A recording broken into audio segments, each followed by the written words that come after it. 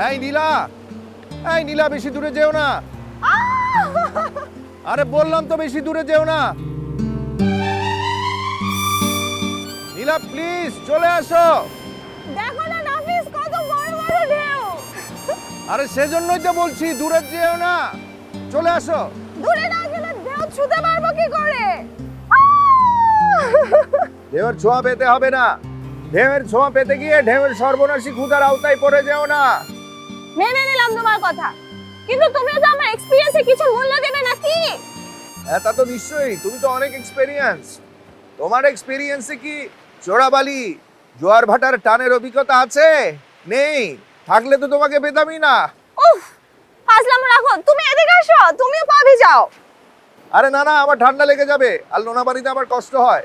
আর শোনো না, আমার অনেক ক্ষুধা লাগছে, চলো হোটেলে যাই, ফ্রেশ হয়ে নাস্তা করব।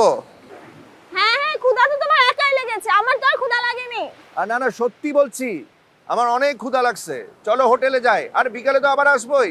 আরে বিকালে তো ঝাউতলায় ঘুরবো, কিছু কেনাকাটা করতে হবে। তোমার কথা শুনে মনে হচ্ছে আজকে একদিনেই সব কাজ শেষ করে ফেলবে। আমরা তো আছি কয়েকটা দিন, তাই না? উফ, তোমাকে নিয়ে না আর পারা যায় না। আচ্ছা ঠিক আছে, আসছি। দেখো নাফিস, এই ঢেউগুলো কেমন আমার পায়ে জড়িয়ে যাচ্ছে। বলছি তুমি যেও না। আমি তো দেখতে পাচ্ছি ঢেউ তোমাকে জড়িয়ে না রেখে তার নিজস্ব গতিতে চলে যাচ্ছে, তার আপন কুলায়। অতএব অতএব আমার এখন উঠে আসতে হবে, তাই তো? চলে আসো।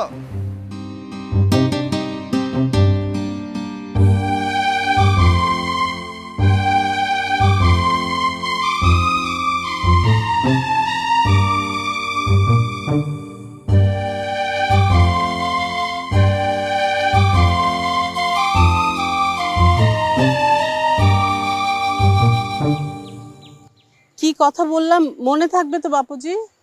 কোন কথা বললি ইয়াদ করে দিতে বিটিয়া? দেখো, এখনই বললাম আর এখনই ভুলে গেলে।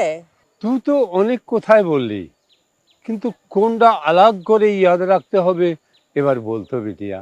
বলবো না, থাক। তোমার যদি নিজে থেকে মনে হয় তাহলে। ঢেউ বিটিয়া, তুই গুসা করিস না।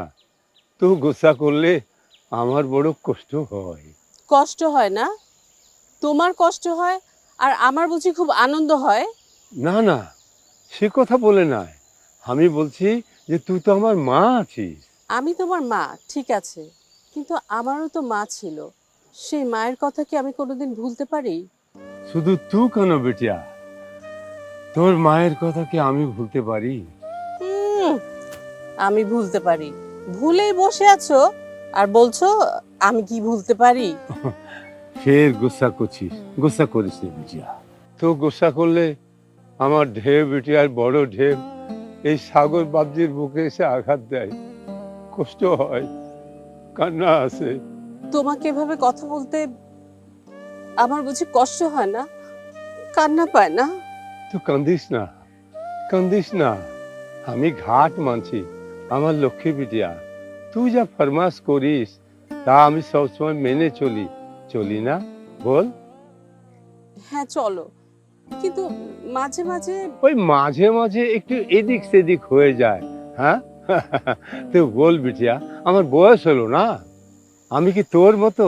আমার তো একটু একটু গলত হতেই পারে, তাই বলে কি আমার ঢেউ বিটিয়া সবসময় গোসা করে থাকবে, আমাকে শোধন করে দিবে না? হ্যাঁ বাপুজি, হুম তুমি সত্যি আমার ছোট্ট খোকা। আমি কি তোমার উপর রাগ করতে পারি, না গোসা করে তোমার মনে কষ্ট দিতে পারি? এই তো আমার লক্ষ্মী বিটিয়া। এখন খুশি মনে বলতো বিটিয়া, আমি কি ভুল করলাম, এটি শুধরে দে তো। ভুল আমিই করেছি। আমি তোমাকে মনে করিয়ে দিইনি যে আজকের এই দিনে আমি আমার মাকে হারিয়েছি। হ্যাঁ হ্যাঁ বাপুজি, মা যেসব কাজ পছন্দ করত আজকের দিনে সেসব কাজ আমরা করি। এমনকি মা যেসব খাবার পছন্দ করত তাও আমরা রান্না করি মার সম্মানার্থে। বড় ভুল হয়ে গেছে রে মা। এখন তাহলে তুমি কোনো চিন্তা করো না বাপুজি, আমি সব জোগাড় করে রেখেছি। তুমি তাড়াতাড়ি এসে মার পছন্দের খিচুড়ি আর রূপচাঁদা মাছ ভাজা খাবে, কেমন? এই জন্য তো বলি তুই আমার সত্যিকারের মা আছিস। দে বিটিয়া দে।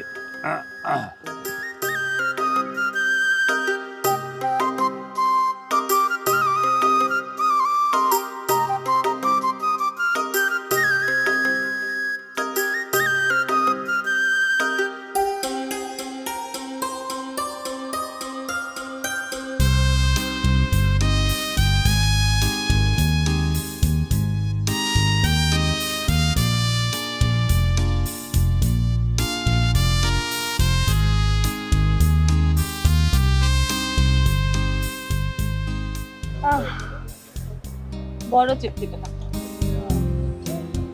বলো এবার যে দিকটায় বলবো ওই দিকটায় যাওয়া যাবে। হোটেলে না যাওয়ার কথা ছিল? না কিছুক্ষণ পর যাই না, ওই ওই দিকটায় চলো না, ওই দিকটায় যাই। আচ্ছা চলো। এই